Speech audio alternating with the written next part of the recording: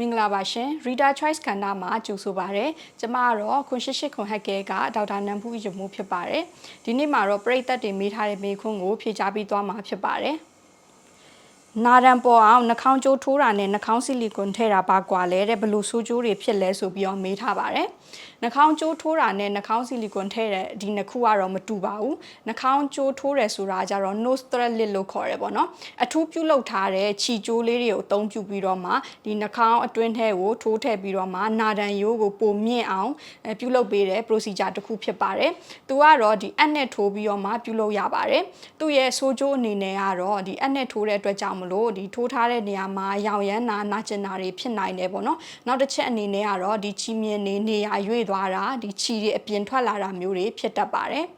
နှာခေါင်းဆီလီကွန်ထည့်တာကြတော့ဒါကတော့ခွဲစိတ်ပြီးပြုလုပ်ရတဲ့ဒီ plastic surgery ကုသမှုတစ်မျိုးဖြစ်ပါတယ်။အရေပြားကိုခွဲစိတ်ပြီးတော့မှနှာခေါင်းရိုးပေါ်မှာဒီအထူးပြုလုပ်ထားတဲ့ဆီလီကွန်ထည့်ပြီးတော့မှနာဒန်ရိုးကိုပို့ပြီးတော့မြင့်အောင်ပို့ပြီးတော့ပေါ်အောင်နာဒန်တွေပို့ပြီးလှပအောင်ပြုလုပ်ရတဲ့ procedure တစ်မျိုးဖြစ်တယ်။သူ့ရဲ့ဆိုးကျိုးတွေအနေနဲ့ကတော့သူကခွဲစိတ်ကုသမှုဖြစ်တဲ့အတွက်ကြောင့်မလို့မေ့စေးထုံစေးအန်ဒီရယ်တွေရှိနိုင်တယ်။ဆီလီကွန်နေရာရွေ့သွားတာတွေဖြစ်နိုင်တယ်ပေါ့နော်။ကြာလာလို့ရှိရင်အရေပြားပါပြီးတော့ပုံပြတ်သွားတာမျိုးကိုလိုချင်တဲ့ပုံစံမျိုးမရလို့ရှင်ထပ်ပြီးတော့ခွဲစိတ်ကုသရတာမျိုးတွေဖြစ်တတ်ပါတယ်ဒီနှာခေါင်းကျိုးထိုးတာရောနှာခေါင်းဆီလီကွန်ထည့်တာရောဒီနှမျိုးလုံးက